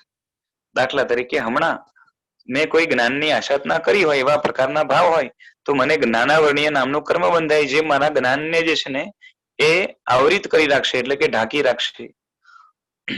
મારા જ્ઞાનને જે છે ને ઉદયમાં શું કહેવાય કે જ્ઞાન કરવામાં મને અંતરાય કરશે. જ્ઞાનાવર્ણીય કર્મ શું કરે કે જ્ઞાનને ઢાંકી રાખે કે જ્ઞાન કરવામાં કે જ્ઞાન ને છે ને શું કહેવાય કે જ્ઞપ્તિમાં એટલે કે જ્ઞાન કરવાની ક્રિયામાં એ અંતરાય કરશે. હવે એ ક્યાર સુધી કરશે તો હમણાં બાંધેલું છે તો તરત ઉદયમાં નહીં આવે એટલે થોડાક ટાઈમ સુધી તમને હેરાન નહીં કરે, પરંતુ જ્યારથી ઉદયમાં આવશે ત્યાં સુધી અને જ્યાર સુધી એનો ઉદય હશે ત્યાં સુધી એ તમને હેરાન કરશે. હેરાન એટલે તમને જ્ઞાન થવા નહીં દે. બરાબર છે. તો એક જે છે ને આખો એનો પીરિયડ હોય છે એમાં પહેલા ગ્રેસ પીરિયડ હોય અને એના પછીનો જે છે ને પીરિયડ હોય છે એનો ઇફેક્ટનો પીરિયડ હોય છે. અને પછી એવું છે કે ગ્રેસ પીરિયડ ની અંદર તમે એમાં કંઈક ફેરફાર કરો તો ઇફેક્ટના પીરિયડમાં પણ ફેરફાર થઈ શકે. રાઈટ કે હમણાં તમે પણ આપણે આમ કહી ન શકીએ ને કે આપણને હમણાં જ્ઞાનાવર્ણીયનું સપોઝ કર્મનું ઉદય થાય તો ક્યારનું શું કર્મ આપણે કર્યું હશે પહેલાનું હમણાં એમનો ઉદય થાય છે એવું આપણે સીધું એટલું ખાલી અનુમાન એટલું કરી શકીએ કે જ્ઞાનની કોઈક આશાતના કે ઉપેક્ષા કરી હતી, પણ એક્ઝેક્ટલી શું કર્યું હતું બરાબર છે એ આપણે સીધું ખબર ન પડે. એના માટે વિશિષ્ટ જ્ઞાની જોઈએ જે તમારા પૂર્વના ભવોને બરાબર છે જાણી શકતા હોય પોતાના શુદ્ધ જ્ઞાનથી, કાં તો પોતાના અવધિ જ્ઞાનથી, કાં તો કેવળ જ્ઞાની હોય તો પોતાના કેવળ જ્ઞાનથી. એવા વિશિષ્ટ જ્ઞાનીઓ જોઈએ જે હાલમાં નથી. ઓકે બરાબર છે. એવું કોઈ મળે તો કહી શકે, બાકી કાં તો આપણે એવા થઈએ તો એવું આપણે હાલમાં જે છે ને જે શું કહેવાય કે જે યુગ ચાલે છે જે પીરિયડ ચાલે છે એમાં એવું હોતું નથી. બરાબર છે. અમુક જાતનું અનુમાન કરી શકાય, બાકી જે છે ને સ્પેસિફિક એકદમ નથી કહી શકાતું. Okay thank you. બરાબર છે. બાકી જે છે જે ગ્રેસ પીરિયડ હોય અને કર્મ થોડુંક નબળું હોય તો એમાં ફેરફાર કરી શકાય કે જે કર્મ તમે 200 વર્ષનું બાંધ્યું હોય અને સમજો કે એક્ઝામ્પલ આપું છું કે 200 વર્ષનું બાંધ્યું હોય અને તમને તમારી પાસે જે છે ને શું કે 20 વર્ષનો ગ્રેસ પીરિયડ છે એટલે 20 વર્ષ સુધી એ ઉદયમાં નહીં આવે. આફ્ટર 20 વર્ષ એ ઉદયમાં આવશે અને એટ ધ એન્ડ 200 વર્ષના એન્ડ સુધી એ ઉદયમાં રહેશે. એટલે તમારું જે છે ને જ્ઞાનાવરણીય બાંધ્યું હોય તો શું કહેવાય કે 20 વર્ષ પછી એનો ઇફેક્ટ ચાલુ થાય એટલે તમને જે છે ને મહેનત કરવા છતાં પણ જ્ઞાન ઓછું ચડશે. બરાબર છે. અને એની ઇફેક્ટ 200 વર્ષ સુધી રહેશે. હવે એમાં 20 યર્સનો જે ગ્રેસ પીરિયડ હતો એ ગ્રેસ પીરિયડ ની અંદર તમને જે છે ને આગળ જે કર્મ ઉદયમાં આવવાનું છે જ્ઞાનાવરણીય એમાં તમે ફેરફાર કરી શકો. તમે પશ્ચાતાપ, પ્રતિક્રમણ, પ્રાયશ્ચિત એ કરવા દ્વારા, કાં તો જ્ઞાનનું બહુમાન અંદરથી વધારવા દ્વારા, આ બધું કરવા દ્વારા અલ્ટિમેટલી તો જ્ઞાનનું બહુમાન અંદરથી વધવું જોઈએ. તમારી અંદર એક વેલ્યુ હોવી જોઈએ જ્ઞાનની. તો એના કારણે શું થશે કે જ્ઞાનાવરણીય જે 200 યર્સનું હતું એની જે છે ને શું કહેવાય કે એની સ્થિતિ ઓછી કરી શકાય, એની ઇન્ટેન્સિટી ઓછી કરી શકાય. બરોબર છે. આ બધું થઈ શકે એટલે ફેરફાર પણ થઈ શકે છે, પણ ક્યારે થાય? ઉદયમાં આવે પછી નહીં, ગ્રેસ પીરિયડમાં થઈ શકે. બરોબર છે. આમ તો કર્મ વિશે ઘણું બધું છે. થોડુંક હિન્ટ તરીકે જોઈએ તો મારા લેક્ચર્સ હિન્દીમાં પણ અવેલેબલ છે. બાકી થોડુંક આમાં લેવું હશે તો અવસરે લઈશું.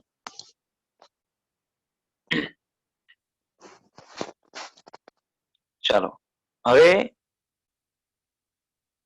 મંત્રીઓને આટલા એ થઈ ગયું ને. ચાલો હવે એટલે એમને થયું કે ધર્મમાં કઈ નથી પ્રસન્નચંદ્રને, અને આમ માન્યતા ઊંધી થઈ, મિથ્યાત્વ રૂપ ભયંકર દોષ છે એમને લાગ્યું.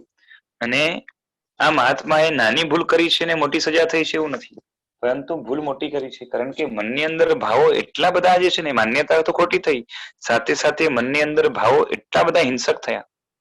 બરાબર છે. એટલે એ જે લેવલના થયા છે એવા પ્રકારની એની સામે જેટલી સજા જોઈએ બરાબર એટલી જ સજા છે. એટલે ભૂલને સમજતા આવડવું જોઈએ, ભૂલની કક્ષાની સમજ જોઈએ. આપણે ઘણીવાર જે છે ને લાગે કે નાની ભૂલ છે પરંતુ હોય મોટી. બરાબર છે. એટલે આપણે ખબર ના હોય એવું બની શકે, પણ ભૂલ જે છે એ જે છે ને કેવું છે કે ભૂલનો પોતાનો જે છે ને નેચર કે સ્વભાવ એ પોતાનું કાર્ય પાછું કરશે. જેમ છે કે ભૂલથી ઝેર ખાઈ લે માણસ, બરોબર છે, પણ એને ખબર ના હોય તો એને સજા મળે કે ના મળે? ભૂલથી ઝેર ખવાઈ જાય, બરોબર છે, એને ખબર નથી તો મરે કે ના મરે? મળે મળે મરે મરે બરોબર છે. એ જ રીતે ભૂલથી પણ ભૂલ થઈ ગઈ હોય તો એનો જે શું કહેવાય કે એની જે સજા હતી એ એને મળશે. હા, ખબર હોય છતાં પણ ભૂલ કરે તો એમાં વઘાર થશે. વઘાર એટલે સમજ્યા ને કે એડિશનલ ઘણું જે છે ને એમાં એડ થશે. કારણ કે એના કારણે ભૂલ ખબર છે છતાં પણ કરે છે, માટે ભૂલની પણ જે છે ને ઉપેક્ષા કરવા તૈયાર થયો છે, એટલો એ કઠોર થયો છે. એટલે એમાં પછી એનું શું થાય છે કે એનું ઇક્વેશન આખું બદલી જશે. એમાં જે છે ને શું કે મલ્ટિપ્લિકેશન થશે. એટલે એ રહેવાનું છે. એટલે અજ્ઞાનથી આપણે જાણતા નથી અને અજાણ્ય ભૂલ થઈ ગઈ, માટે એનો પાપ ન લાગે કે પુણ્ય ન બંધાય એવું નથી. બરોબર છે. અજાણતા પણ જે છે ને અમુક સારા કાર્યો થયા હોય, અજાણતા પણ સારા ભાવો થયા હોય તો એનું જે છે ને પુણ્ય રૂપે પણ ફળ મળે છે, અને ખરાબ થયા હોય તો પાપ રૂપે પણ ફળ મળે છે. પછી એમાં બીજા જે છે ને એ જાણકારી એડ થાય, સાથે બીજા કોઈ ભાવો, ઉપેક્ષા કે શું કહેવાય કે બહુમાન વગેરે એડ થાય. એ જેટલું એડ ઓન થતું જશે એટલું જે છે ને સામે પુણ્ય કે પાપની અંદર ઇન્ટેન્સિટી, પછી એની લોંગિવિટી, આ બધામાં જે છે ને એ ફેરફાર થશે. એના માટે તો હવે વિસ્તારથી જાણવું હોય તો તમારે જૈન શાસનમાં કર્મગ્રંથનો વિષય છે એ તમારે ભણવો પડે. બધા કર્મ બંધનના કારણો આપ્યા છે. કોઈ પણ કર્મ બંધાય તો ઓછામાં ઓછું કેટલા વર્ષનું બંધાય, કેટલા કાળનું બંધાય, વધારેમાં વધારે કેટલા કાળનું બંધાય. એના પછી પાછા આના અમુક નિયમો હોય કે આટલા કાળનું બંધાયું હોય તો આટલા વર્ષ સુધી ઉદયમાં ન જ આવે, અને પછી જ ઉદયમાં આવે.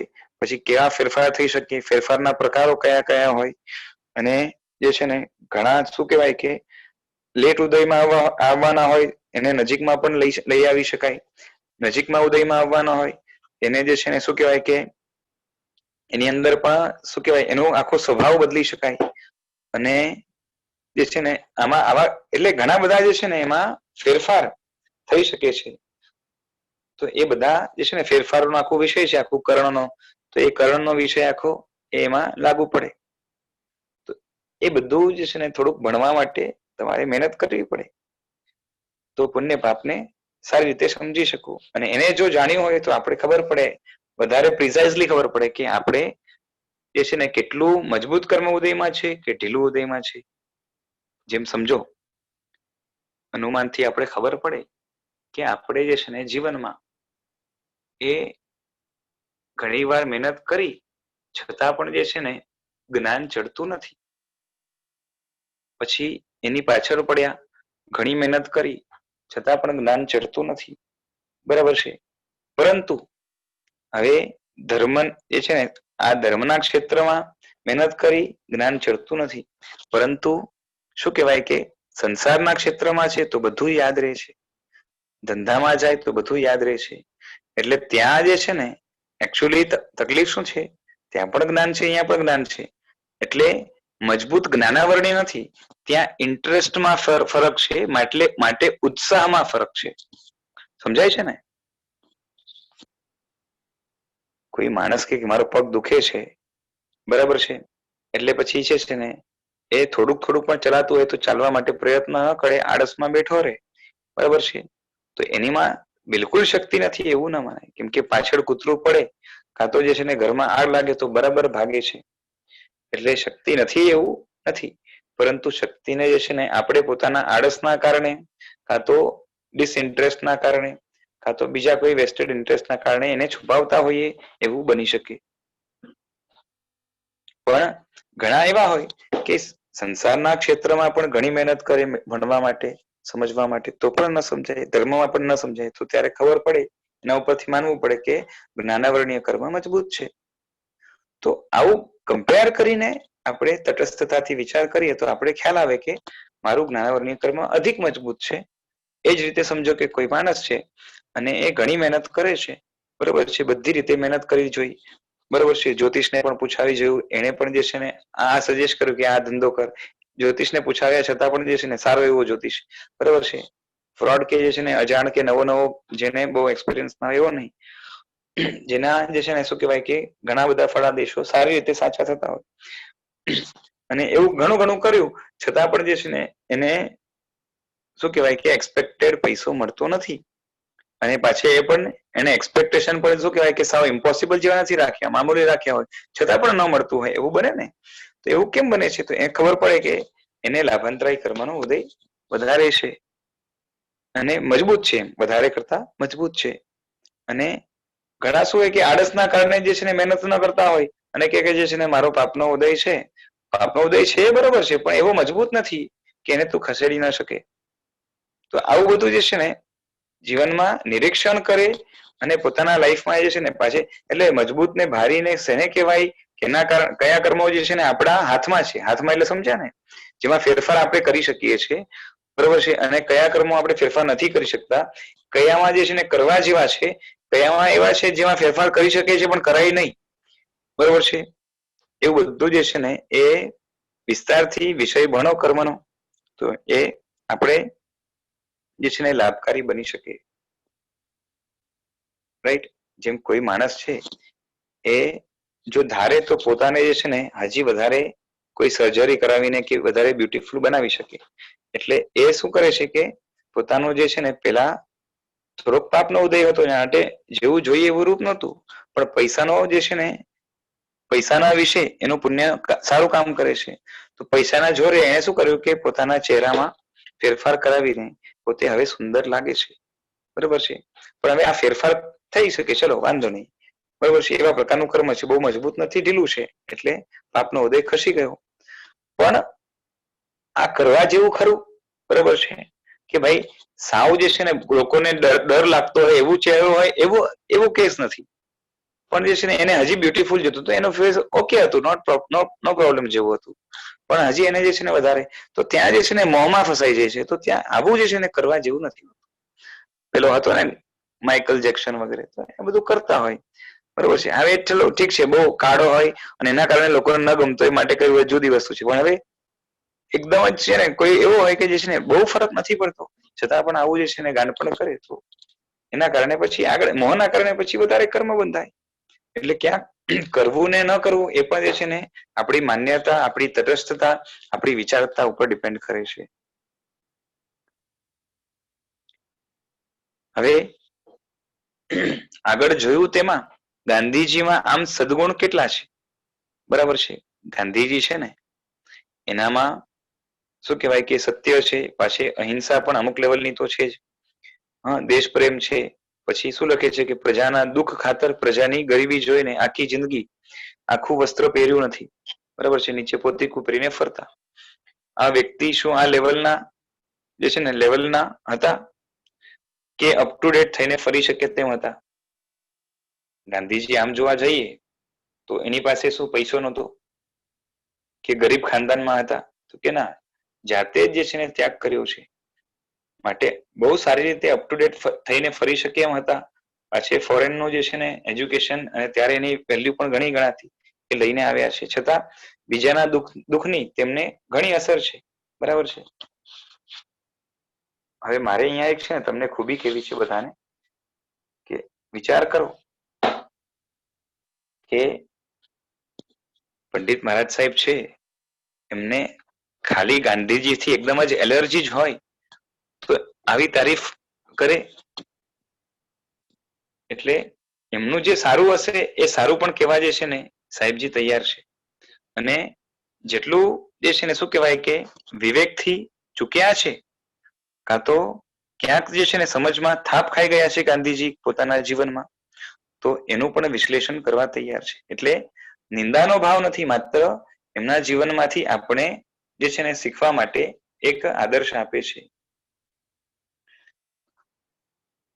એટલે એમનામાં જે સારું હતું એના જે છે ને ગુણો પણ જે છે ને સાહેબે કહ્યા છે, જુઓ કે છતાં બીજાના દુઃખના એમને અસર છે, ત્યાગ છે, સહૃદયતા છે, સાદગી છે, પ્રામાણિકતા છે, દેશ પ્રેમ છે, ઘણું છે, બરોબર છે. તેઓ સ્વાર્થી કે લુચ્ચા નહોતા. તે વખતે તો નેતાઓને લાઠી ખાવાની હતી. ત્યારની વાત જ જુદી હતી. અમે તેમને દુષ્ટ વ્યક્તિ ચિતરતા નથી. સાહેબ શું કહે છે કે ગાંધીજી દુષ્ટ હતા એવું અમે કહેતા પણ નથી. બરોબર છે. તે વખતના નેતાઓમાં તો આસ્તિકતા પણ હતી. આજકાલના નેતાઓ તો છે ને આત્મા પરલોક વગેરે ન માને, આ તો ઘણા આસ્તિક હતા અને પાછે ધાર્મિક વ્યક્તિ હતા. ધર્મનું આચરણ કરતા હતા, રામનું નામ જપતા હતા. પુણ્ય પાપ પર ગાંધીજીની શ્રદ્ધા હતી, ઈશ્વરમાં શ્રદ્ધા હતી. છતાં પણ માન્યતાઓ જે છે ને કેટલી બધી જે છે ને ઉલટી હતી. તે કારણે 24 કલાક આ ઊંધી માન્યતાના કારણે બરોબર છે એ પાપનો બંધ થતો હતો. કેમ કે આપણે વાત થઈ હતી ને કે અંદરમાં કંઈ પણ ગડબડ છે તો એની અસર વારે ઘડીએ જે છે ને ઉપર થવાની સંભાવના છે. બાલદી હોય એમાં કચરો જે છે ને છે, થોડાક ટાઈમ માટે સેટલ થઈ ગયો હોય તો એટલા ટાઈમ માટે જે છે ને બહુ અસર ઉપર ના આવે, માઇન્યુટ આવે. અને અંદરમાંથી જે લેવલનો કચરો સાફ થયો હોય એ પછી જે છે ને, જેમ સમજો કે બાલટી છે એની અંદર એ ધૂળ પણ છે, માટી પણ છે ને કાકરા પણ છે. બરાબર છે. હવે જે કાકરા અંદરમાંથી જ સાફ કરી નાખ્યા હોય આખે આખા, પછી આગળ જઈને જે છે ને સરફેસ ઉપર આવે તો શું આવે, તો કાં તો ધૂળ આવે કાં તો માટી આવે, પણ કાકરા નહીં આવે કેમ કે અંદરમાં છે જ નહીં. એ જ રીતે માન્યતા ગડબડવાળી અંદરમાં બિલકુલ ન હોય તો એની અસર જે છે ને એના મન ઉપર સીધી નહીં થાય. અને એના કારણે હાજી બોલો. આપણે ગાંધીજીનો જે દાખલો લીધો, હા, હવે જેમાં ગાંધીજીનું છેલ્લે ગોળીબારથી મૃત્યુ થાય છે, એટલે કોઈનું મર્ડર કરે છે. હા હા, તો એ જે મર્ડર કરવા વાળાનું પુણ્ય કર્મ, પાપ કર્મ, કે ગાંધીજીના પુણ્ય કર્મ કે પાપ કર્મ ફળ છે? કેવું છે કે એમને ઉદય તો થયો તો જ આવું થયું. હા હા, એ તો એવું જ હોય છે. બરોબર છે, તમારી વાત સાચી છે કે એમને કોઈએ માર્યું, બરાબર છે, તો એ એમનું જે મૃત્યુ થયું અકસ્માત, આમ તો જે છે ને જીવન લાંબુ હોઈ શકે એમનું શરીર, હા, કેમ કે શરીરે કઈ એમના શરીરે ડાયરેક્ટ સાથ નથી છોડ્યું, પરંતુ કોઈએ માર્યું છે. એટલે વચ્ચેથી જે છે ને શરીર તો લાંબુ ચાલી શકે એમ હતું. એટલે પાપનો ઉદય હતો કે એમને એમના વિરોધી એને મારવા માટે તૈયાર થયા. એમાં ગાંધીજીનો પણ પાપનો ઉદય ગણાય. અને જે મારનાર છે એ વ્યક્તિ પણ જે છે ને એનો પણ પાપનો ઉદય ગણાય, અને સાથે પુણ્યનો પણ. જો એક વાત સમજો, મારવાની બુદ્ધિ થઈ ને એ પાપનો ઉદય કહેવાય, કેમ કે દુર્બુદ્ધિ છે. ખોટું કર્યું. હા, એક મોહનો ઉદય કહેવાય એક જાતનો. બરાબર છે, હિંસક ભાવ છે. અને મારવા માટે એના પાસે શક્તિ છે, સામગ્રી તરીકે એની પાસે ગન છે, બરાબર છે. અને એની પાસે એટલું પુણ્ય છે કે મહાત્મા ગાંધીની નજીક જઈ શકે છે. કેમ કે બધાનું નસીબ એવું નહોતું ત્યારે કે બધા મહાત્મા ગાંધીને મળી પણ શકે. આટલી ભીડમાં આગળ આવીને જે છે માર્યો હશે, તે પણ હશે. એટલે તે મારવા માટે પણ એનું પુણ્ય સાથ આપ્યું છે. એટલે આ બધાનું કોમ્બિનેશન થી જે છે ને કાર્ય થતા હોય છે. એટલે કોઈ વ્યક્તિ ઘણી વાર શું હોય ખબર છે, મેં પેલા પણ દ્રષ્ટાંત આપેલો કે આપનું એવું પાપ છે કે આપને એ છે ને કોઈ બે ઝાપડ મારીને જાય, બરોબર છે, એવો પાપ ઉદયમાં આવ્યો. હમણાં ઉદયમાં સમજ્યા ને, ઇફેક્ટમાં. પણ તમે એવી જગ્યાએ બેઠા છો જ્યાં એવો કોઈ વ્યક્તિ જ નથી, બરોબર છે, એ તમારું પાપ જે હશે એ ફેલ થઈ જશે. ફેલ એટલે અસર કર્યા વગર ચાલી જશે. પણ આ પાપ અને પુણ્ય કદાચ હમણાં એ અમુક તારીખે આ બનાવ બન્યો, પણ એનું કદાચ ગઠબંધન બે ચાર ભાવ પહેલા પણ કદાચ થઈ ગયું છે બંને વ્યક્તિઓ વચ્ચે, એવું ખરું? જો એ તો આપણે પહેલા પણ વાત થઈ હતી કે આ વ્યક્તિ આને મારે એવું જે છે ને કેવું છે કે એ પૂર્વ ભવના દ્વેષના કારણે કે વૈરના કારણે, દ્વેષ કરતા એ દુશ્મની એક જાતની, એના કારણે પછી એ વૈર બે પક્ષે પણ હોઈ શકે, એક વન સાઇડેડ પણ હોઈ શકે, એવું બની શકે, બરોબર છે. અને અથવા તો જે છે ને આ ભાવમાં જ જે છે ને ડેવલપ થયું હોય એવું પણ બની શકે. જેમ કે સમજો કે નથુરામ ગોડસે છે, તો એ શું કહેવાય કે નાનપણમાં કદાચ ગાંધીજીને જોઈને એને બહુમાન પણ થતું હોય પણ Yes. પાછળથી એમને લાગ્યું હોય કે જે છે ને ગાંધીજી દ્વારા કોઈ જાતનો અન્યાય થઈ રહ્યું છે કાં તો એનાથી દેશને નુકસાન થઈ રહ્યું છે એવું કંઈક લાગે અને એના કારણે એને જે છે ને એ રોષ જાગ્યો હોય, હા બરાબર છે, એવું પણ બની શકે. એટલે પોસિબિલિટી બધી છે. વિશિષ્ટ જ્ઞાની જ્યાં સુધી આપણે ન મળે કે ખાતરી ન જે છે ને કોઈ વિશિષ્ટ જ્ઞાની દ્વારા, ત્યાં સુધી આપણે કહી ન શકીએ. હા, પણ એવું છે કે આ ભાવમાં આપણે એવું કંઈક ઇન્સિડન્ટ મળે કે નથુરામ ગોડસેને પહેલા ગાંધીજી ઉપર બહુ માન હતું, સારું, પણ પાછળથી જે છે ને એ ગાંધીજીના કોઈક કાર્યથી એમને અસંતુષ્ટિ થઈ, બરોબર છે, અને એના કારણે જે છે ને એને પેલું થયું હોય, પેલા બહુમાન હોય ને પછી થયું હોય, તો આપણે કેવું પડે કે પૂર્વ ભાવનો વેદ નથી, આ ભાવમાં નિર્માણ થયું છે. હોઈ શકે. યસ, વી કેનોટ પ્રેડિક્ટ. હા, તો એવું કંઈક હોય તો એમના જીવનને થોડુંક ડિટેલમાં સ્ટડી કરીએ તો કદાચ ખબર પડે. બાકી તો ઘણી વાર તો શું હોય કે ઘણી વાર પૂર્વ ભાવનો વૈર એટલો બધો દ્રઢ હોય કે વ્યક્તિને આ ભાવમાં ક્યારેય ન જોયે તો ફર્સ્ટ ટાઈમ જોતાની સાથે જ જે છે ને એ વ્યક્તિ સ્માઇલ આપે ને તો પણ એ ન ગમે આપણે. Okay okay, correct. પછી વધારે દેખાવડો હોય, બધાને ગમતો હોય, છતાંય આપણે ન ગમે કેમ કે એની સાથે આપણો કોઈ એવા પ્રકારનો ઊંધો પૂર્વ ભાવ. હા, પૂર્વ ભાવમાં જે છે ને દુશ્મની વાળો કે હિંસા વાળો એ બંધ થયો હોય, અનુબંધ થયો હોય. અનુબંધ ના કહેવાય પણ ઋણાનુબંધ એમ એક જાતનો. Okay, thank you. હા, હવે એટલે આ શું થયું કે માન્યતા ઊંધી હોવાના કારણે 24 કલાક, બરોબર, જેમ ગાંધીજીની વાત કરી એ રીતે આપણે પણ જેટલી માન્યતા ઊંધી છે એના કારણે 24 કલાક પાપ લાગ્યા કરે છે. અમે વ્યક્તિના સારા ખરાબ પાસાનું તટસ્થતાથી મૂલ્યાંકન કરીએ છીએ. સાહેબ શું કહે છે કે સારું કે ખરાબ વ્યક્તિને કેવું હોય તો એમને જે છે ને મને નથી ગમતો માટે ખરાબ છે એવું કહીએ તો પાપ લાગે, બરાબર ને? કોઈ માણસ છે, બરોબર છે, આપણે કોઈ પૂછે કે આ માણસ કેવો, અને આપણે એ નથી ગમતો માટે એમ કહી દઈએ કે જે છે ને ખરાબ છે, બરાબર છે, તો એ યોગ્ય ના કહેવાય. પરંતુ આપણે ગમે કે ન ગમે, આપણા માટે ફેવર કરે કે ના કરે, કદાચ આપણો દુશ્મન પણ હોય, પરંતુ એનામાં જે ગુણો રહેલા છે એનું તટસ્થતાથી, બરોબર છે, કે મારો દ્વેષ એક સાઈડ ઉપર પણ એનું જીવન કેવું છે, બરોબર છે, કદાચ મને હેરાન કરે છે, બાકી આખી દુનિયા માટે જો એ શું કહેવાય કે બ્લેસિંગ રૂપે હોય, બરોબર છે, તો એ માણસને સારો કહી શકાય. આપણે કહી શકીએ કે હા, મારું એનું ચામતું નથી પણ માણસ હા, સારો છે. હા, મારું નથી એટલે ચામતું એ બીજી હા વાત કે છે. મારું નથી જામતું, પરંતુ જે છે ને વ્યક્તિ તરીકે સારો માણસ છે અને આના ઉપર ભરોસો કરવા જેવો છે, કાં તો આવું આવું છે, Yes. એટલે તટસ્થતાથી કહી શકાય, બરોબર છે. મારો અનુભવ અલગ છે, બીજી વાત છે. હા, એ અલગ વસ્તુ છે. બરાબર. અને એની પાછળ જે છે ને કોઈક ઋણાનુબંધ કાં તો કોઈક એ પુણ્ય પાપના જે છે ને એ કારણો હોઈ શકે. Okay okay. એટલે હવે આ બસ આ પેરેગ્રાફ પૂરું કરીને આપણે સ્ટોપ કરીએ કે કોઈ વ્યક્તિને સારા ખરાબનું જે છે ને લેબલ આપવું હોય કાં તો ટેગ આપવો હોય તો કેના આધારે નક્કી થાય કે તટસ્થતાથી જોવું પડે, પરંતુ આપણે એની સાથે કેવું છે એના આધારે ન જોવાય. તેમના સારા વ્યક્તિત્વને ધોઈ નાખે તેવી ઘણી ઊંધી માન્યતાઓ જે છે ને ગાંધીજીમાં હતી, બરોબર છે. એટલે આ અશુદ્ધિના કારણે એમના જીવનમાં ઘણું સારું છે, પણ એ ઘણું સારું છે ને એને ધોઈ નાખે એટલે શું કે એના ઉપર પાણી ફેરવી દે, એટલું ઘણી બધી જે છે ને ઊંધી માન્યતા હતી. એટલે આ અશુદ્ધના કારણે જ તેમને જે છે ને એ પુણ્ય થોડુંક બંધાશે અને પાપ ઘણું બંધાશે. એટલે ઓવરઓલ શું કેવું પડે કે એમને પાપ લાગે છે, બરાબર છે. હવે આગળ પ્રશ્ન આવ્યો છે, આપણે આગળ જોઈશું, બરાબર છે. પેજ નંબર 26 થયો છે, 27 ચાલુ કર્યો છે. નેક્સ્ટ ટાઈમ જોઈશું, નેક્સ્ટ સેટરડે 9 થી 10:30 નો આપણો જે ટાઈમ છે, બરાબર છે. આજે રાખીએ છીએ, સમય થયો છે.